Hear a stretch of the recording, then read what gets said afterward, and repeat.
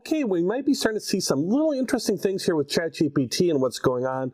And let me ask you maybe a little challenging question right off the bat, and that is, what do you think is the #1 key to getting the most out of ChatGPT, the key to ChatGPT, and how to use it? And let me give you a little hint here. Let's pretend that you're going to the kitchen and I ask you to bring me some food and drink, right? And that's all I say, hey, bring me some food and drink. Well, I could get back anything from you. I could get back maybe some yak meat with a bottle of water, right? That's food, that's drink. I'm not so sure if that yak is prepared or really wants to be food, but yeah, what you could bring me, right, is some food and drink would be a yak and a bottle of water.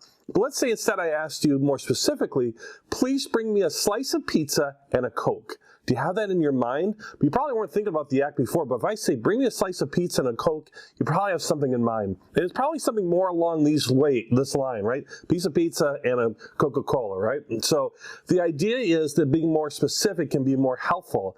And that is actually the key to ChatGPT, is the prompt line. The #1 most important thing with ChatGPT and getting the most out of it is to write better prompts. Writing better prompts, and I'm going to show you in this lesson some better ways of writing prompts. I'll give you 2 techniques, and as we go through the course, you'll start seeing this is really second nature, and this will become easy. But in the beginning, a lot of people get frustrated because they're like, oh, I asked ChatGPT stuff and it doesn't give me back what I want. It's because their prompts are too vague or not specific enough. Think of the yak and the water versus I want a Coke and a slice of pizza. So the big concept is you can start broad with your prompts, with what you're asking ChatGPT, like a funnel, and then continue to drill down. Or as you get more comfortable, you can get as specific as you can immediately, and then keep drilling down or keep asking more questions to get what you want. You can do it either way, works fine. But let me give you a couple of kind of templates or techniques you can also start with if you want. The best is just to play around, but here's a couple that you can use as well. So the first one is, kind of what I would say, kind of the technique #1 is more informal, right?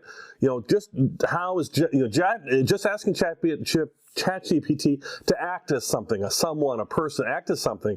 Clear instruction in what you want. I want the pizza and I want the Coke. If there's limits on something, like a word count, like for a blog or something, any kind of output style or tone, do you want the tone to be friendly? Do you want it to be stern? Do you want it to be scientific? What is the output you're looking for? And then have that conversation and following up with ChatGPT. Just like if you're talking with somebody, you're having these follow-up discussions and questions.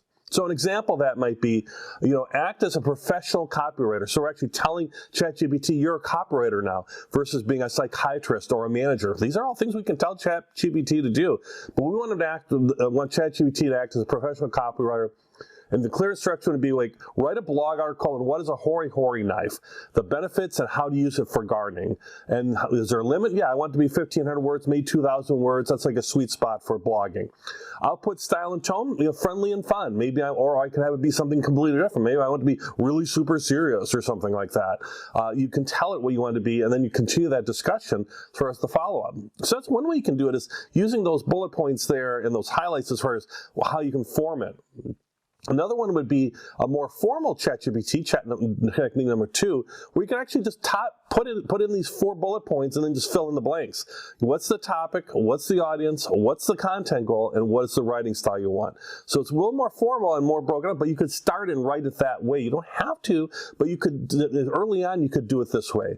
So for example, with the hori-hori knife again, topic, what is a hori-hori knife?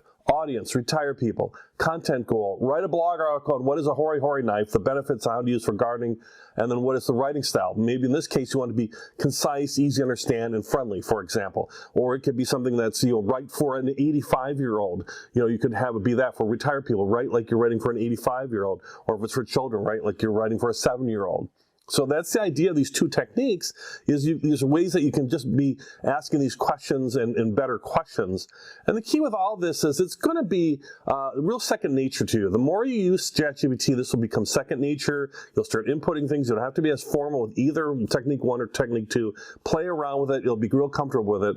But if you find yourself getting a little frustrated, like I'm not getting back the answers I want, it's probably related to the prompts you're giving. Remember, ChatGPT is artificial intelligence, AI, that's there to help you, but it can't help you if you don't give it the right direction. So if you're looking for a yak, ask for a yak. And if you're looking for a slice of pizza, ask for a piece of pizza. Oh, and in terms of the course, I use some of these techniques. I play around with a little bit too, and sometimes I'm intentionally starting at a broad level and then drilling down so you can kind of see that process as well too.